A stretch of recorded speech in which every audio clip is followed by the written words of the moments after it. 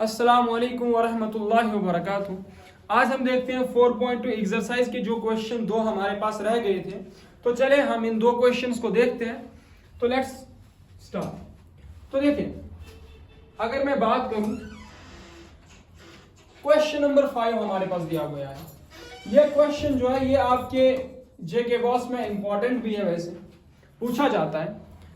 अगर मैं इस क्वेश्चन की बात करूं तो क्वेश्चन क्या कहता है, the altitude of right triangle is 7 centimetre less than it's base if the hypotenuse is 13 centimetre, find the other two sides. देखिए, क्वेश्चन हमारे पास क्या कहता है। क्वेश्चन कहता है कि एक हमारे पास जो दिया गया है, हमारे पास एक राइट एंगल ट्रायंगल है। राइट एंगल ट्रायंगल मतलब ये राइट एंगल ट्रायंगल हम कहते किसे, ठीक है, राइट ट्रायंगल हम कहते किसे हैं, ठीक। राइट ट्रायंगल हम उस ट्रायंगल को कहते हैं जिसमें तीनों एंगलों में से कोई एक एंगल 90 डिग्री हो। जिस तरीके से इस वाले को मैंने 90 डिग्री कह दिया, ठीक है, 90 डिग्री, तो मतलब ये राइट एंगल ट्रायंगल हो गया, ठीक, एंगल ट्रायंगल हो गया, ठीक। अब ये राइट ट्रायंगल है, ये क्या कहता है, क्वेश्चन क्या कहता है, इसका जो हाइपोटेन्यूज है वो 13 सेंटीमीटर है। हाइपोटेन्यूज 13 सेंटीमीटर है। अगर मैं करूं बात आल्टीट्यूड की, मतलब आल्टीट्यूड मतलब हाइट, ठीक। अगर मैं हाइट की बात करूं और बेस की बात करूं, क्वेश्चन कहता है कि जो आल्टीट्यूड है वो बेस से 7 कम है। The altitude of right triangle is 7 less than it's base. तो मतलब जो इसकी बेस है, अगर हम कुछ भी बेस को मानते हैं, फॉर एग्जाम्पल मैं y सेंटीमीटर बेस को मानता हूं, तो ये आल्टीट्यूड जो होगा इससे 7 कम होगा। तो मतलब ये y माइनस 7 सेंटीमीटर होगा। तो मींस कि ये हमने क्वेश्चन को जो है डिजाइन किया है, ठीक। अब जो क्वेश्चन डिजाइन किया हुआ था, तो अब जो है हमने इसको सॉल्व करना है। देखिए, अब किस तरीके से इन साइड्स को फाइंड कर सकते हैं, हम यूज करेंगे पाइथागोरस थ्योरम। मैं लिखूंगा इस तरीके से, हाइपोटेन्यूज का स्क्वायर, बेस का स्क्वायर प्लस परपेंडिकुलर का स्क्वायर। ये हमारे पास थ्योरम होती है हाइपोटेन्यूज, ये पाइथागोरस थ्योरम। इसको यूज करके हम क्या करेंगे, अदर साइड्स को फाइंड करेंगे। मतलब हाइपोटेन्यूज का स्क्वायर इक्वल्स बेस का स्क्वायर प्लस परपेंडिकुलर का स्क्वायर। तो चले देखते हैं। देखिए, हमारे पास हाइपोटेन्यूज क्या है 13 सेंटीमीटर, बेस क्या है y सेंटीमीटर, और परपेंडिकुलर क्या है y माइनस 7 सेंटीमीटर या आल्टीट्यूड। ठीक है, मैं लिखता हूं यहां पे थोड़ी सी wording, let base be y centimetre. अब अगर बेस y सेंटीमीटर होगा तो देयरफॉर जो हाइट है या आल्टीट्यूड कह लो, हाइट कह लो, वो क्या होगी, वो सिंपल में y माइनस 7 सेंटीमीटर होगी। इतना काम हो गया। अब हम क्या यूज करेंगे, use PGT Pythagoras theorem, using PGT. वैसे लिखने की जरूरत नहीं है, खुद ब खुद एग्जामिनर को पता चलेगा कि इन्होंने यूज क्या किया है। हाइपोटेन्यूज का स्क्वायर, हाइपोटेन्यूज 13, तो मींस 13 का स्क्वायर इक्वल्स बेस का स्क्वायर, बेस 7, तो मीन बेस y, तो मींस y का स्क्वायर प्लस आल्टीट्यूड का स्क्वायर मतलब हाइट का स्क्वायर, परपेंडिकुलर का स्क्वायर, तो मतलब y माइनस 7। तो आल्टीट्यूड बोलो, हाइट बोलो, परपेंडिकुलर बोलो, एक ही, ठीक। y माइनस 7 का स्क्वायर। अब इसको सॉल्व करो। अब 13 का स्क्वायर, ये है 13, इसका है स्क्वायर, तो 13 इंटू 13 कितना होगा 169 इक्वल्स। अब यहां से y का स्क्वायर, तो y का स्क्वायर होगा y का स्क्वायर। ये क्या होगा a माइनस बी का होल स्क्वायर। जरा देखो, a माइनस बी का होल स्क्वायर, क्या आप लोगों ने पढ़ा है, ये बराबर होता है a square plus b square plus 2ab के बराबर। हाँ होता है, ठीक।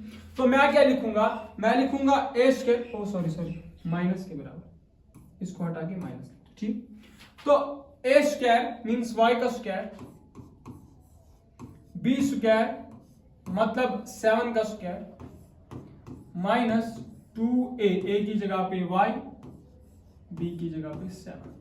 अब देखते हैं।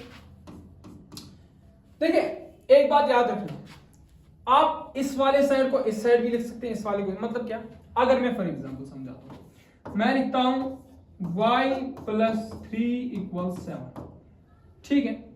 ये RHS ये LHS, तो मैं इस वाले को RHS में लिख सकता हूं इस तरीके से 7y+3। कोई दिक्कत नहीं है इसमें, याद रखना आप ये बात, कोई दिक्कत नहीं है इसमें। y+3 लिखिए इक्वल 7 या 7 इक्वल y+3, कोई बात दिक्कत नहीं है। मीन्स मैं इसको इस तरफ लिख सकता हूँ, इसको इस तरफ लिख सकता हूँ। y+y² ये होगा 2y² प्लस वेट 2y²। देखिए स्टैंडर्ड फॉर्म में लिखते हैं, पहले हम वेरिएबल्स को लिखते हैं। 2 7 are 14 तो -14y। 7 का स्क्वायर, तो अब 7 का स्क्वायर किसके बराबर होगा? 7 × 7 49 इक्वल्स 169। सॉल्व करें। 2y² लिखिए -14y, अरे बाबा इसी तरीके से। अब ये 169 यहां पॉजिटिव इस तरफ शिफ्ट करेंगे तो हो जाएगा नेगेटिव, तो ये बन जाएगा नेगेटिव। अब इस तरफ रहेगा 0 क्योंकि ये सारा हमने शिफ्ट कर लिया। 2y², ठीक है, -14y, और समझो बात को, 169 में से 49 को माइनस करते हैं तो 120 रहता है, साइन बढ़ेगी रहेगी मींस नेगेटिव की, तो -120 इक्वल्स 0। अब इसके आगे देखिए, इस इक्वेशन को मैं डिवाइड कर सकता हूं, ये जितनी भी टर्म्स है 2y² -14y -120, इसको डिवाइड हो सकता है 2 से, ये डिविजिबल है, ठीक। तो मैं इसको अगर डिवाइड कर दूं 2 से तो ये थोड़ा सा सिंप्लीफाई होकर आएगा और हमारी कैलकुलेशन जो है आसान हो जाएगी। वैसे इक्वेशन पे कोई फर्क नहीं पड़ता, अगर आप दोनों तरफ, इस तरफ भी और इस तरफ भी, आप किसी भी नंबर से डिवाइड करते हो। मैं यहां से भी 2 से करता हूं, यहां से भी 2 से करता हूं।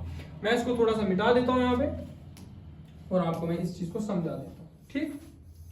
देखिए बात समझे आप लोग, इसको आप नोट डाउन करके रख सकते हैं, बात समझे आप। देखिए मैंने क्या कहा आपसे, मैंने कहा कि आप इसको डिवाइड कर सकते हैं, मतलब जो हमारे पास है 2y² -14y -120 इक्वल 0 है। मैं इसको 2 से डिवाइड करता हूं, यहां भी 2 से डिवाइड, यहां भी 2 से डिवाइड, यहां भी 2 से डिवाइड, यहां भी 2 से डिवाइड, 2 से 2 कैंसल, ये बन जाएगा y²। अब 2 1 2 2 7 14 तो 7y, साइन नेगेटिव की, तो 2 1 2 2 6 12 2 0 0 -16। हमारे पास ये इक्वेशन बन के आई, ठीक है। क्या इक्वेशन बन के आई? डिवाइड करने के बाद हमारे पास आया y² -7y -120 इक्वल 0। अब क्या करना है? अब हमें क्या करना है? हमें यहाँ पे अब मिडल टर्म सुपरलेटिंग फैक्टराइजेशन का यूज करके हमें यहाँ पे इस y की वैल्यू निकालनी है। तो जरा देखते हैं। देखिए अगर मैं इस y² को मल्टीप्लाई करता हूं, सॉरी यहाँ पे y जो है यहाँ पे ये नहीं है, वेट गलत, यहाँ पे 60 है। अगर मैं y² को मल्टीप्लाई करता हूं -60 से, ये बन जाएगा -60y²। तो -7y को दो नंबर्स में तोड़ना है, मल्टीप्लाई करें तो -60y² आए, प्लस या माइनस करें तो -7y आए। देखिए मैं इसको डायरेक्ट लिखता हूं y², इस -7y को, अगर इस -7y को मैं लिखता हूं -12y प्लस 5y या 5y -12y, एक ही बात है। मैं इसको लिखता हूं 5y -12, 5y में से 12y में से 5y गए तो 7y रहे, साइन नेगेटिव की बढ़ेगी, ठीक। अब इसकी आगे इसमें भी कॉमन कर लो, इसमें भी कॉमन कर लो, यहाँ पे 2y, यहाँ पे 1y, तो 1y को बाहर निकाल दो, निकाल दिया। यहाँ पे बचेगा 1y, तो यहाँ पे क्या बचेगा वो +5। अब -12y -60, तो 12 को कॉमन कर लो, पहले नेगेटिव साइन फिर 12 को कॉमन करो, 12 1 12 12 5 6, ये 12 को कॉमन किया, यहाँ पे बचा y। अब अगर साइन सेम होगी तो अंदर पॉजिटिव आएगी, नेगेटिव नेगेटिव तो मीन्स ये पॉजिटिव आएगी, काम तमाम, इक्वल्स 0। अब एक फैक्टर क्या बनेगा, y -12 इक्वल 0, दूसरा फैक्टर बनेगा y +5 इक्वल 0। y इक्वल्स, ये यहां नेगेटिव वहां जाके पॉजिटिव 12, यहां पॉजिटिव वहां जाके नेगेटिव, y इक्वल्स -5। ये वाला रिजेक्ट होगा, -5 वाला। किस वजह से रिजेक्ट होगा? क्योंकि देखिए हमारे पास कभी भी लेंथ जो होती है, कभी हमारे पास कभी भी लेंथ जो होती है वो नेगेटिव में नहीं होती, लेंथ हमेशा पॉजिटिव में होती है। तो इस वजह से -5 हमने रिजेक्ट किया, हमने ली y की वैल्यू 12। ठीक, अब जो y की वैल्यू 12 आई, जरा मुझे बताओ बेस क्या होगी? बेस हमने y मान ली थी तो मतलब ये 12 ही होगी, 12 सेंटीमीटर। हाइट क्या होगी? आल्टीट्यूड क्या होगा? हमने आल्टीट्यूड माना था, हमने क्या माना था? बेस मानी थी हमने y। आल्टीट्यूड क्या होगा? वो होगा y-7, क्योंकि 7 जो है बेस से कम है, तो बेस अगर 12 होगी माइनस करो 7, वो होगा 5 सेंटीमीटर। तो मतलब ये हमने दोनों जो साइड्स निकाले हैं, आप इस क्वेश्चन को नोट डाउन कर सकते हैं।